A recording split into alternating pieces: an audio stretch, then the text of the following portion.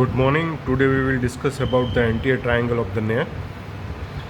Here we already remove the skin superficial fascia, and you can see this is the neck, which is the upper end of the neck. This is the anterior end. This is the lower end of the neck, and this is the on back side posterior end of the neck. And the neck, which is divided into the two part by the sternocleidomastoid muscles. Behind to it, this is the posterior triangle, and anterior to it is the anterior triangle. So now we will discuss about the anterior triangle. We have removed the skin superficial fascia, and this is the platysma muscle, as well as there is a investing layer of deep cervical fascia, and this platysma, which is innervated by this cervical branch of the facial nerve. This is the cervical branch of facial nerve, which is innervated to the platysma muscles.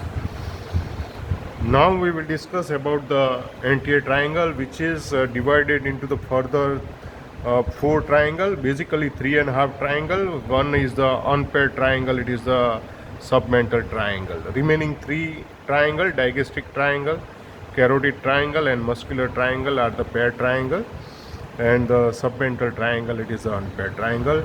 We will discuss one by one the triangle.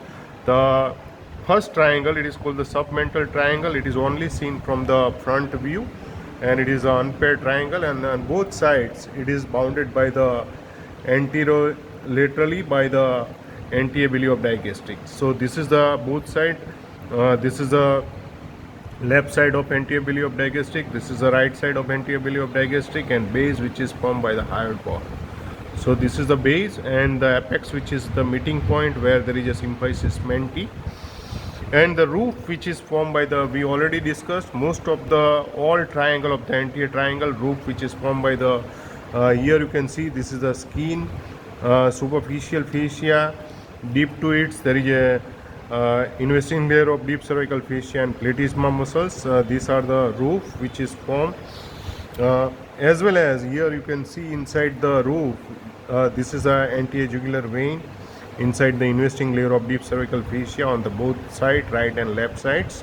And this anterior jugular vein initially inside the submental triangle, it is called the submental vein, and then it becomes continuous as an anterior jugular vein. So content of the submental triangle, it is the submental vein as well as submental lymph nodes are present inside the submental triangle.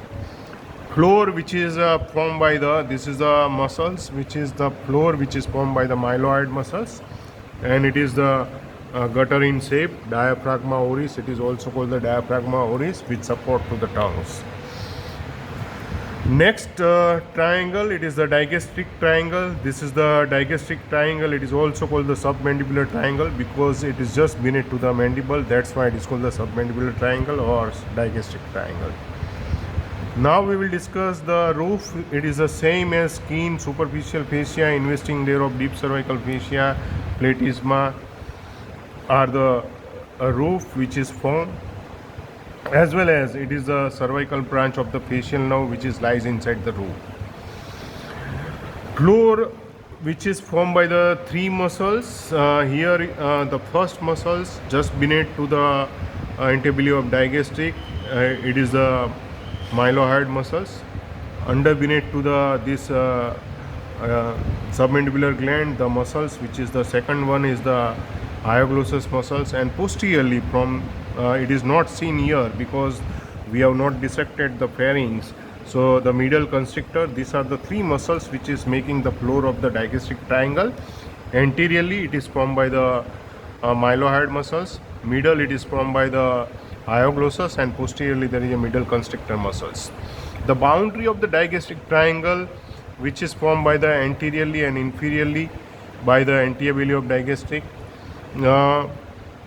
posteriorly and inferiorly, here you can see this is a posteriorly and inferiorly, it is formed by the posterior of digastric along with the stylohyoid muscles. And the base, which is formed by the mandible, here I have cut the portion of the mandible. So base, it is the inferior border of the mandible. From the angle of the mandible to the mastoid process, in between there is a investing layer of deep cervical fascia which is thickened, and it makes the stylomandibular ligament. So this is the boundary of the digastric triangle, antero-inferiorly by the anterior of digastric, postero-inferiorly by the stylohyoid and posterior of digastric, and base which is formed by the inferior border of the mandible from the angle of mandible to the mastoid process, stylomandibular ligaments. The content of the digastric triangle, which is the facial vessels. Here you can see this is the facial vessels, this is a facial artery, this is a facial vein. Three submandibular structure. One is the submandibular gland. This is the submandibular gland, larger one. This is the superficial part, and this one is the submandibular lymph node. And deep to it, into the deep part, we have not dissected, but there is a submandibular ganglion which is also lies. So three structure: submandibular gland, submandibular lymph node, submandibular ganglion, as well as there is a facial vessels. Facial vessels, it gives the submental vessels and nerves, as well as here there is a branch of inferior alveolar nerve. It is the mylohyoid. So here you can see this mylohyoid nerve. This is the mylohyoid nerve, and it is a branch of inferior alveolar nerve. I have already cut the mandible, and from mandible I remove the inferior alveolar nerve and vessels. So here you can see this is a mylohyoid nerve which supplies to the anterior of digastric as well as mylohyoid muscles. So this is a nerve to mylohyoid. It is a branch of inferior alveolar nerve, and other content are the, here you can see this is the hypoglossal nerve, and there is a deep, we can see there is a lingual nerve, but this is a lingual nerve. So these are the content of the digastric triangle, and the posterior part of the digastric triangle, it is called the parotid part of the digastric triangle, and it contains the lower portion of the parotid gland, and inside the structure within the parotid glands are the facial nerve. Here you can see this is the trunk of the temporofacial, and this temporofacial, it contains the zygomatic as well as temporal branch, as well as other trunk which is the lower trunk. It is called the cervicofacial, and it contains the buccal, marginal mandibular and cervical branches. It is inside the cervicofacial. So plus you can see this is a retromandibular vein. Here there is some variation. Retromandibular vein directly open inside the interjugular vein. Third things, you can see there is a external carotid artery, and its branches also lies inside the parotid portions of the digastric triangle. So these are the content of the digastric triangle and boundaries, and as well as floor and roof of the digastric triangle. Now we will discuss about the another triangle. It is called the carotid triangle. The carotid triangle, anteriorly and inferiorly, it is bounded by the superior belly of omoid. This is a superior belly of omoid. Here there is a posteriorly and superiorly, it is bounded by the posterior belly of digastric and styloid muscles, and posteriorly it is bounded by the upper portion of the anterior border of the sternocleidomastoid. So this triangle, it is called the carotid triangle. We see the same things: roof which is formed by the skin, superficial fascia, investing layer of deep cervical fascia and platysma muscles, as well as we can see the carotid itself suggests that there is a carotid sheath, and its content are the content of the carotid triangle. Here you can see this is the interjugular vein, this is the common carotid, and this common carotid bifurcate into the internal carotid, and this is the external carotid artery. As well as external carotid artery, it gives the 5 branches emerging inside the carotid triangle. First one is this is the anterior branch, 3 anterior branches. First one is the superior thyroid, second one is the lingual artery, and third one it is the facial artery. So 3 artery which is emerging inside the carotid triangle: superior thyroid, lingual, as well as facial artery. Along with this lingual artery, here you can see there is a nerve. This is a nerve, it is called the hypoglossal nerve, which is also lies into the upper part of the, at the demarcating point of the carotid triangle and digastric triangle. This is the hypoglossal nerve. As well as we can see internal carotid artery, and the posteriorly there is a emerging of the carotid artery. It is a occipital artery, and medially it gives the one emerging branch. It is the this is the one emerging branch. It is a ascending pharyngeal artery. So this is a ascending pharyngeal artery. So total 5 artery emerging inside the carotid triangle: superior thyroid, lingual, and facial. These are the 3 artery which is emerging anteriorly. It supplies to the respectively thyroid, tongue, and face. The posteriorly there is emerging. It is a posterior occipital artery which is goes into the occipital region, and the one which is supplies to the pharynx. It is called the ascending pharyngeal, which is goes medially. So these are the 5 branches actually emerging inside the carotid triangle. Remaining 3 branches of the carotid external carotid artery which is not emerging inside the carotid triangle. One is the 2 terminal branches deep here. There is a superficial temporal and maxillary artery. This is 2 terminal branches, as well as there is a behind to the auricle there is a 1 branch. It is a posterior auricular artery. These 3 artery which is not emerged inside the carotid triangle, but it is into the upper level. Also, you can see inside the carotid triangle, this is a carotid dilatation of the internal carotid artery. It is called the carotid sinus, and it is control the blood pressure, while the carotid body which control the oxygen and carbon dioxide level. I just reflect the sternocleidomastoid for the better visualizations.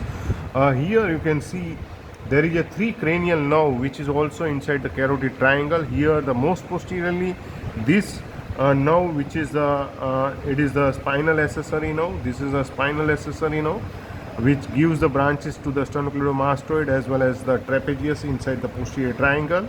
Another nerve, it is a hypoglossal nerve, and the third one, it is just deep inside the carotid sheath. It is a vagus nerve. So 3 cranial nerve. 10th it is the vagus, 11th it is a spinal accessory, and 12th it is the hypoglossal nerve. 3 cranial nerve which is also lies inside the carotid triangle, as well as you can see there is a ansa cervicalis. This is the hypoglossal nerve, and along with it there is a C1 fiber. It is it forms the C1 fiber which is goes on the upper aspect of the internal carotid artery and common carotid artery, while the C2 and C3 fibers which is above to the internal jugular vein, and it makes the united into the lower portion of the carotid sheath. It makes the ansa cervicalis. So this is the ansa cervicalis, and from this ansa cervicalis it gives the 3 branches, emerging 3 branches, and it supplies to the infrahyoid muscles, mainly the inferior belly-of-femoid, sternum to the hyoid, sternohyoid. This is the sternohyoid. This is the superior belly-of-femoid. So these are the 2 muscles. This one midline muscles. This is the sternohyoid, and this is the superior belly-of-femoid, and this is the inferior belly-of-femoid. After this reflection of these muscles, I will cut these 2 muscles. From here, you can see below to it there is another muscles. It is the sternothyroid and thyroid muscles. So ansa cervicalis itself, you have to remember, ansa cervicalis itself, it gives the inferior belly-of-femoid, sternum to hyoid, sternohyoid, and sternothyroid. Superior belly-of-femoid, here you can see this superior belly-of-femoid which is supplied by branches which is coming from the superior root. Here you can see this is the branches coming from the superior root, which goes inside the superior belly-of-femoid. Plus you have to remember the fiber of the C1. Here you can see this is the fiber of the C1 goes along with the hypoglossal nerve, and it supplies to the thyrohyoid, as well as deep to it there is another branch. It is called goes deeply. It is the branch to the geniohyoid. So the fiber of the C1 directly supplies to the thyroid as well as geniohyoid. You have to remember these are the 2 branches, geniohyoid and thyroid branch. Plus the fiber of the C1 directly supplies to the superior belly of the omoid, and ansa cervicalis itself supplies to the inferior belly of omoid, sternum to hyoid, sternohyoid, and sternothyroid, three muscles which is supplied by the ansa cervicalis itself. Other structure inside the deep to the carotid sheath, you can see there is a, along with the vagus nerve, there is a sympathetic chain, as well as the vagus nerve which gives the branches. It is a superior laryngeal nerve, and this superior laryngeal nerve, it gives the branches. It pierces to the thyroid membrane. Here you can see this is the internal laryngeal nerve, and this is a superior laryngeal artery. This pierces to the thyroid membrane, internal laryngeal nerve, and superior laryngeal artery. It is a branch of the superior thyroid artery. As well as you can see there is a superior laryngeal nerve. There is a continuation of this superior laryngeal nerve on the downside. It gives the one nerve. Here you can see this is the nerve which goes downside. Along with the, here you can see this is the inside the my forceps. You can see this is the external laryngeal nerve. This external laryngeal nerve, which is reach up to the superior border of the thyroid gland, and it pierces to the cricothyroid muscles. This is the cricothyroid muscles. Along with it, there is a continuation of the superior thyroid artery.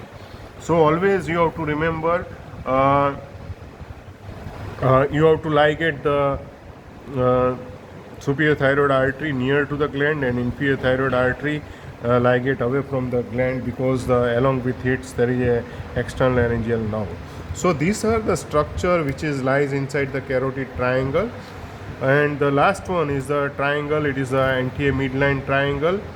It is a muscular triangle. I will keep the again into the position sternocleidomastoids. So this another triangle, it is called the muscular triangle. The muscular triangle, which is the anterior midline, posteriorly and superiorly it is the superior belly of omoid, and posteriorly and inferiorly it is formed by the lower portion of the anterior border of the sternocleidomastoid. So this triangle, it is called the muscular triangle, and this muscular triangle mainly it contains the infrahyoid muscles, mainly sternohyoid, superior belly of omoid, sternothyroid. Once we reflect the sternohyoid, we can see the sternothyroid and thyrohyoid muscles. So this is the infrahyoid, this is the muscular triangle roof, which is also formed by the skin, superficial fascia, investing layer of deep cervical fascia, and platysma muscles. So this is about to the anterior triangle and the structure within the anterior triangle and the subdivision of the anterior triangle. We have discussed the four triangle, submental triangle. It is the only triangle which is the unpaired triangle. Remaining three triangle are the digastric triangle, carotid triangle, and muscular triangle are the paired triangle, which is present on the both sides, right and left sides. So hope you enjoy the lecture of the anterior triangle. Thank you very much.